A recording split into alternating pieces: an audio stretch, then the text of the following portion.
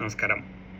Norka care plus അപകട ആരോഗ്യ insurance coverage പദ്ധതി, പ്രവാസികൾക്കുള്ള അപകട ആരോഗ്യ ഇൻഷുറൻസ് കവറേജ് പദ്ധതി വീണ്ടും ആരംഭിച്ചിരിക്കുകയാണ്.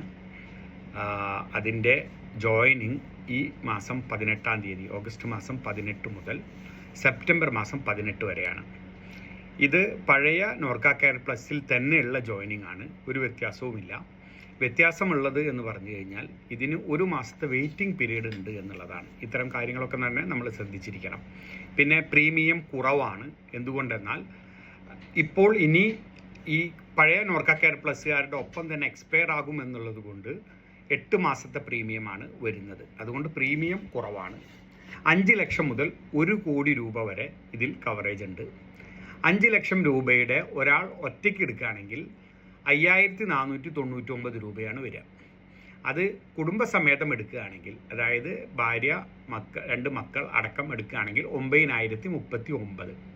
ഇത് പാരൻസ് അടക്കം എടുക്കാനുള്ള സാധ്യത ഉണ്ട്.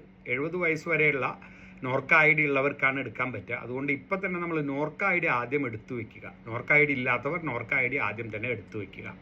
പിന്നെ നോർക്ക ഈ ഐ ഡി 70 വയസ്സ് വരെയുള്ളവർക്ക് കിട്ടും. അപ്പോൾ 70 വയസ്സ് വരെയുള്ള ഏതൊരു പ്രവാസിക്കും ഇതിൽ ചേരാം.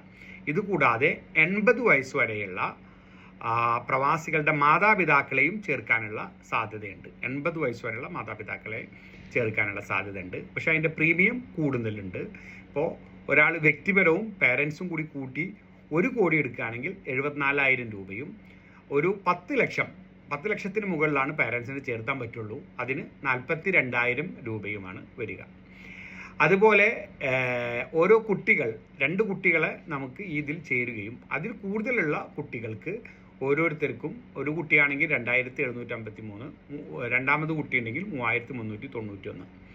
ഈ പറയുന്ന പ്രീമിയം തുക എന്ന് പറയുന്നത് മൊത്തം കുടുംബത്തിനുള്ള കവറേജാണ്. അഥവാ നിങ്ങൾ 1 കോടിയുടെ കവറേജ് എടുത്തെന്ന് പറഞ്ഞാൽ 1 കോടി മൊത്തം കുടുംബത്തിനുള്ള കവറേജാണ്. പിന്നെ ഇതിന് ഇപ്പോൾ വെച്ചിരിക്കുന്ന 1 മാസത്തെ വെയിറ്റിംഗ് പീരീഡ് ഉണ്ട് എന്നുള്ളതാണ്. പിന്നെ ഇതൊരു ഗ്രൂപ്പ് ഇൻഷുറൻസ് ആണ്.